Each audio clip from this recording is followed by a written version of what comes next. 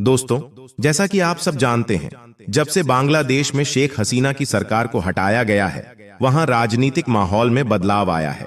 इसी बीच भारत के अडानी ग्रुप द्वारा बांग्लादेश को की जा रही बिजली सप्लाई को लेकर काफी चर्चा होने लगी है।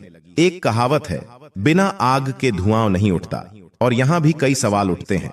आखिर क्यों अचानक से अडानी ग्रुप और बांग्लादेश के बीच समझौते को लेकर इतनी हलचल है? आपको जानकर हैरानी होगी कि बांग्लादेश पर इस समय अडानी ग्रुप का लगभग $9 बिलियन का कर्ज है। जैसे ही बांग्लादेश में नए नेतृत्व का आगमन हुआ, लोग कहने लगे कि शायद बांग्लादेश के लिए इस कर्ज का भुगतान करना मुश्किल हो सकता है। यहाँ एक सवाल उठता है, क्या वाकई बांग्लादेश इसे चुका पाएगा? ऐसे में कई लोगों का कहना था कि अगर 7 नवंबर तक बांग्लादेश ने पेमेंट नहीं किया तो अडानी ग्रुप बिजली सप्लाई बंद कर सकता है। लेकिन जैसे कहते हैं, आखिरी समय पर सब कुछ बदल सकता है, और ऐसा ही हुआ। दोस्तों, लास्ट मूवमेंट पर अडानी और बांग्लादेश के बीच समझौता हो गया। इस समझौते में ऐसा क्या खास है?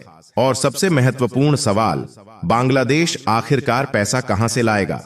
हो सकता है कि अडानी ग्रुप ने भी इस स्थिति के लिए कुछ बैकअप प्लान बनाया हो।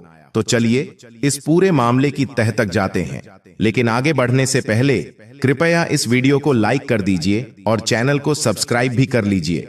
यह काम करने में आपको केवल 1 सेकंड लगेगा, लेकिन इससे हमें बहुत मदद मिलेगी।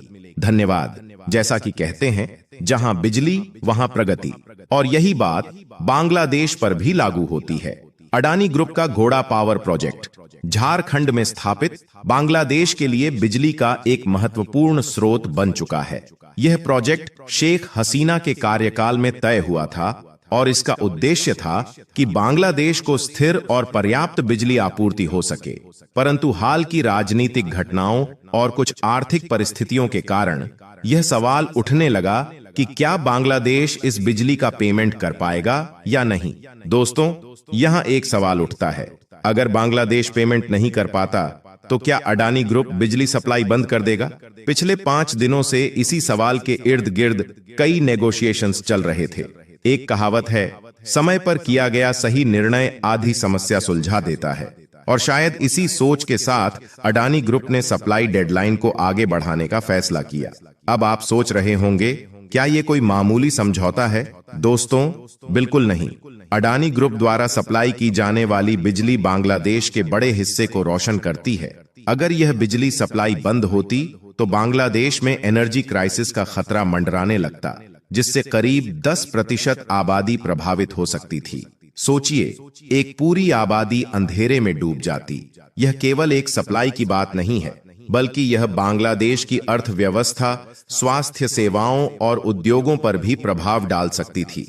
आपको जानकर हैरानी होगी कि इस समय बांग्लादेश पर लगभग 500 करोड़ रुपए का बकाया है, और अडानी ग्रुप ने इसे लेकर एक प्लान बी भी तैयार कर लिया है। आगे की सोच ही सफलता का असली मंत्र है।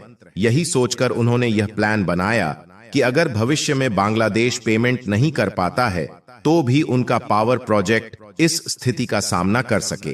खैर, शेख हसीना के कार्यकाल में पिछले साल से इस बिजली सप्लाई की शुरुआत हुई थी, और घोड़ा पावर प्रोजेक्ट से लगभग 1600 मेगावाट बिजली बांग्लादेश को सप्लाई की जा रही है।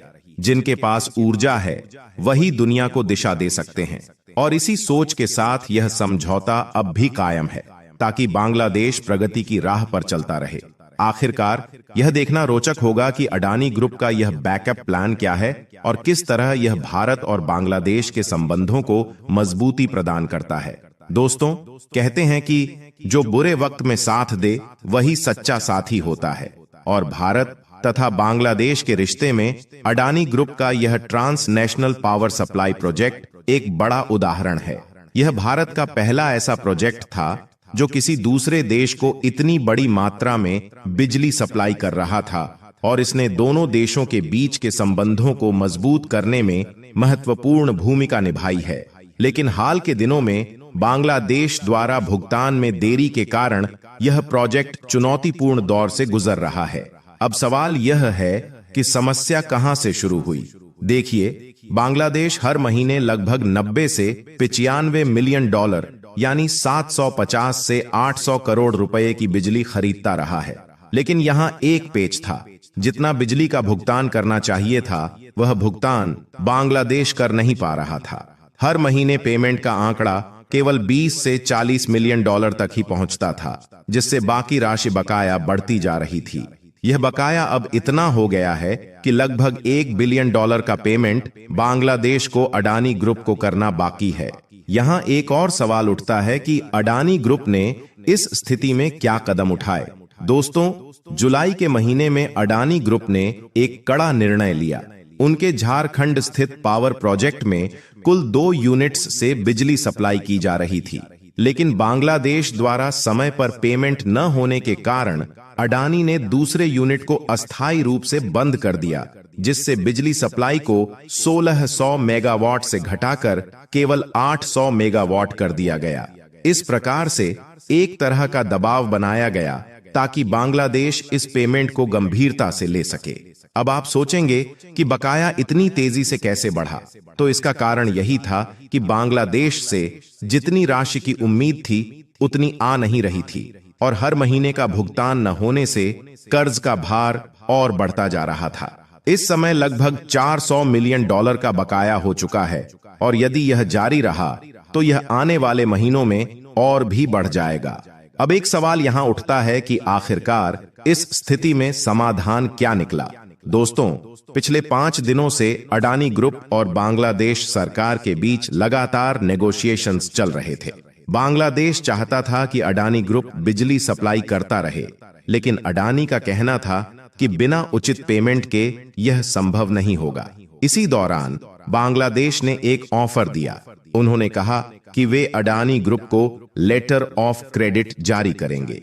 अब आप सोच रहे होंगे कि लेटर ऑफ क्रेडिट क्या होता है, तो देखिए, यह एक प्रकार का गारंटी पत्र है जो अंतरराष्ट्रीय व्यापार में उपयोग होता है। अगर बांग्लादेश सरकार अडानी ग्रुप को लेटर ऑफ क्रेडिट देती है, तो यह एक तरह से भरोसा दिलाता है कि बकाया राशि का भुगतान समय पर हो जाएगा। ये कह सकते हैं कि यह एक सुरक्षा कवच है जिससे अडानी ग्रुप को विश्वास हो कि उनके पैसे डूबेंगे नहीं। दोस्तों, कहते हैं कि समझदारी से लिया गया एक कदम कई संकटों को टाल सकता है, और शायद यही कदम बांग्लादेश और अडानी ग्रुप के बीच एक नई शुरुआत का संकेत भी दे सकता है।